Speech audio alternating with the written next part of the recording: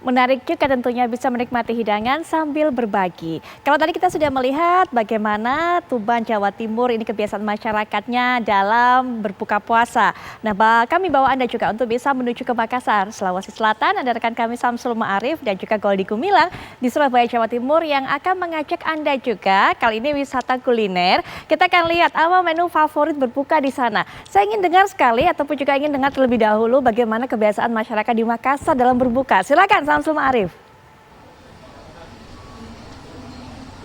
Ya, Putri dan Mirsa, tentunya untuk di Makassar, Sulawesi Selatan ini, ketika setelah selesai berbuka tentunya kita akan menyantap makanan-makanan berat mungkin seperti itu.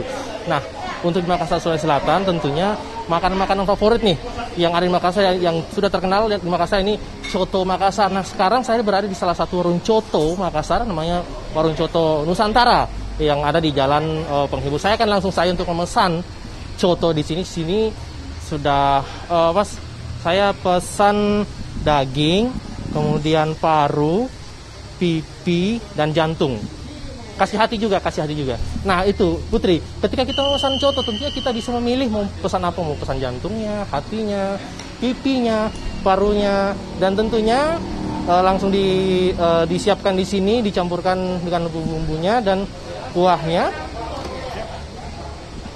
Nah di sini jika bisa dilihat kuahnya langsung dicampur di dalam cotonya untuk dihidangkan. Nah itu Putri, ini sangat gurih, melihatnya saja sudah sangat bisa diantarkan ke sana. Nah Putri, warung coto Makassar ini, warung coto Nusantara ini sudah berdiri sejak tahun 1970 dan tentunya sudah sangat lama. Awalnya cuma di pinggir jalan dengan warung-warung kecil dan kini sudah berubah menjadi berbentuk sebuah ruko itu. Dan sudah ada di sini yang akan menemani saya untuk makan, Pak Ical, pengelola di sini. Pak, boleh duduk dulu, Pak? Oke. Nah, Pak Ical ini adalah pengelola dari warung coto Makassar ini. Sebelah sini, Pak. Nah, Pak Ical, ini warung coto Nusantara dari tadi saya lihat yang sangat padat. Warga yang pengen makan sangat banyak gitu. Pak, memang di sini biasanya buka dari jam berapa sampai jam berapa? Biasanya buka kalau bulan puasa itu jam 3 sampai jam 10. Jam 3 sampai jam 10. Berapa banyak sih yang daging yang dihabiskan, Pak, di hari-hari biasanya? Biasanya 20 kilo semuanya kalau daging. Pak, nah kalau untuk harganya, Pak, warung coto, kalau coto Nusantara harganya berapa sih, Pak, satu porsinya? 27.500. 27.500, lumayan terjangkau, Pak, ya. Dan tentunya tadi saya melihat bahwa orang-orang juga ngantri, Pak, ya, untuk masuk tempatnya. Memang kalau hari-hari umum biasanya selalu ramai, Pak, ya, di sini, Pak, ya. Iya, alhamdulillah. Baik, Putri, saya tidak sabar ingin mencicipi coto Nusantara yang terkenal ini. Saya buka masker dulu. Nah, ini coto Nusantara. Dari penampilannya saja sudah terlihat sangat gurih gitu. Nah, kalau di Makassar biasanya tidak lengkap rasanya ketika makan makanan berkuah seperti ini. Kita tidak campur dengan jeruk nipisnya. Kemudian sambalnya. Nah, kita campur sambalnya. Nah, ini kadang sambalnya juga khas juga nih, Putri. Kadang ada campuran-campuran khusus biar cotonya tambah nikmat. Kemudian kita tambah daun bawang. Dan bawang goreng tentunya.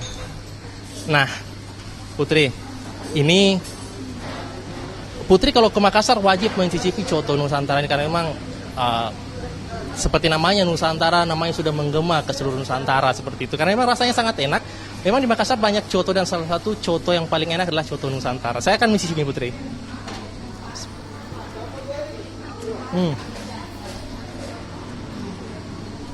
Kuahnya memang sangat gurih.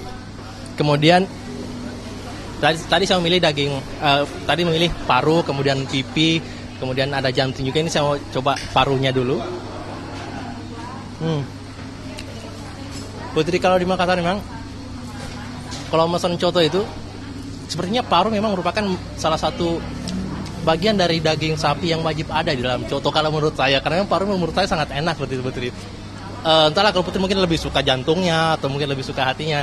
Tapi yang jelas kalau di Makassar ini untuk makanan-makanan khas ada coto, ada konro, ada palu basah, ada pisang hijau juga yang enak gitu, dan semua sangat enak tentunya. Tidak heran jika warga-warga yang luar Makassar datang ke Makassar, mereka lebih dulu mencari makanan-makanan khas Makassar seperti coto dan kondro seperti itu. Nah, Pak Ical, biasanya kalau hari umum nih, kan kalau puasa itu jam 3 sampai jam 10 biasanya. Nah, kalau hari-hari biasa Pak, jam berapa sampai jam berapa bukanya? Biasanya. Buka jam 7 Pak ya? Jam 7 pagi sampai jam 5 sore. Oh, hanya jam 7 sampai jam 5 sore Pak ya? Ya. Enggak buka malam ya Pak ya? Enggak buka malam. Ya.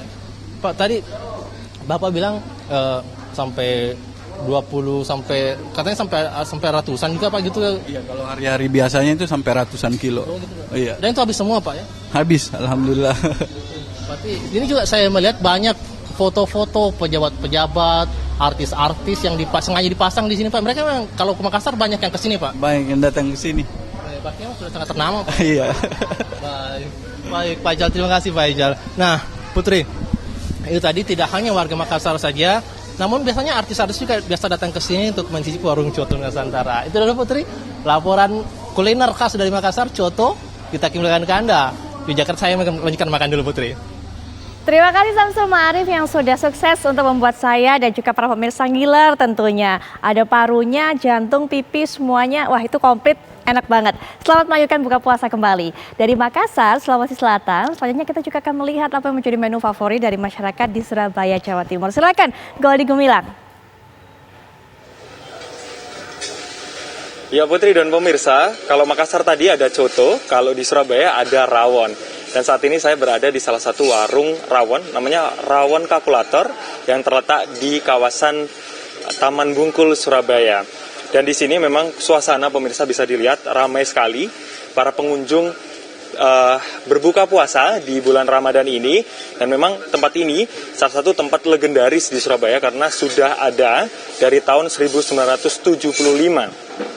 Serta keunikan dari rawon kalkulator ini sendiri, penjualnya yaitu menghitung jumlah dari makanan yang dibeli pembeli tanpa menggunakan alat bantu seperti kalkulator. Jadi mereka tuh tanpa sama sekali memakai kalkulator dan lain sebagainya. Dan untuk melihat apa saja yang saya pesan hari ini di bawah sini sudah ada. Saya tadi pesan rawon komplit, ini 1 porsi. Kemudian sama ada kerupuknya, ini pemirsa dan Putri. Dan saya juga ada ini jeroan. Ini ada paru dan juga ada usus di sini untuk pelengkapnya. Selain itu, saya juga pesan bergedel di sini. Jadi ada 3 menu utama untuk berbuka puasa dan biasa digunakan untuk masyarakat Surabaya berbuka puasa pula. Selain itu juga tidak kalah pentingnya yaitu es teh ini saya pesan. Nah, sebelum mencicipi, kami akan ajak pemirsa dulu untuk berbincang dengan salah satu karyawan di sini dengan Mas Roni. Selamat malam Mas Roni. Malam Mas, malam. Ya. Mas Roni, 1 porsi rawon seperti ini berapa dijualnya di sini? Kalau 1 porsinya rawon campur itu harganya 27.000. Nah, kalau jeroannya goreng itu pada paru ada usus itu sekitar 14 ribuan. Nah, kalau perkedelnya 5 ribuan.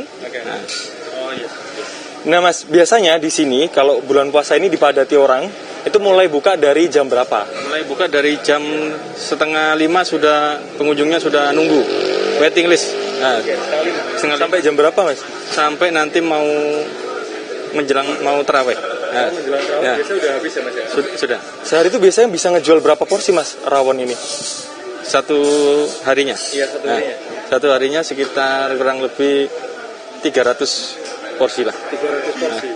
Ya, lumayan. Nah, nama kalkulator sendiri Mas, bisa dijelasin sama pemirsa ini rawon kalkulator itu kayak gimana? Rawon kalkulator itu pertama tuh nama awalnya itu Warung Sedap Malam. Nah, sekitar 2007 itu dikasih nama pengunjung rawon kalkulator karena cara hitungnya tanpa kalkulator. Nah, manual seperti itu Mas ya? manual. Jadi yang ngasih nama kalkulator itu pengunjung, bukan kita. Jadi biar gampang dicari, kita tulis kalkulator itu, rawon kalkulator. Iya. Baik.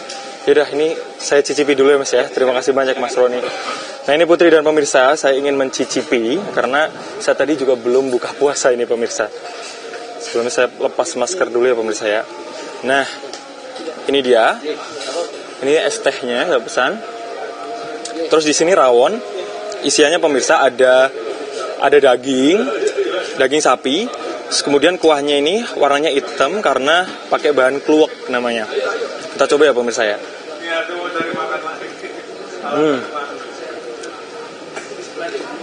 Rasanya tuh gurih banget pemirsa, dan ini bisa kalian tambahin sama paru seperti ini buat jeroannya, dan juga nggak lupa ada kerupuk. Kita coba ya dagingnya ya.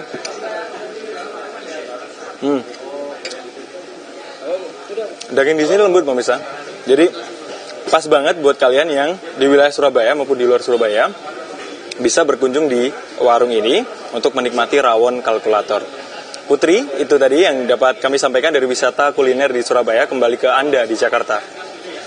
Goldi Gumilang, rawon kalkulator juga merupakan salah satu tujuan favorit saya kalau ke Surabaya. Waktu pertama juga saya sempat heran melihat bagaimana penjualnya bisa menghitung begitu cepat. Tapi terima kasih rekan-rekan kami, Samsul Ma'arif dan juga Goldi yang sudah memberikan tentunya wisata kuliner di berbagai daerah. Jadi inspirasi kita juga untuk bisa masak apa ya kira-kira untuk buka besok. Sekali lagi terima kasih rekan-rekan, selamat melanjutkan buka puasa kembali.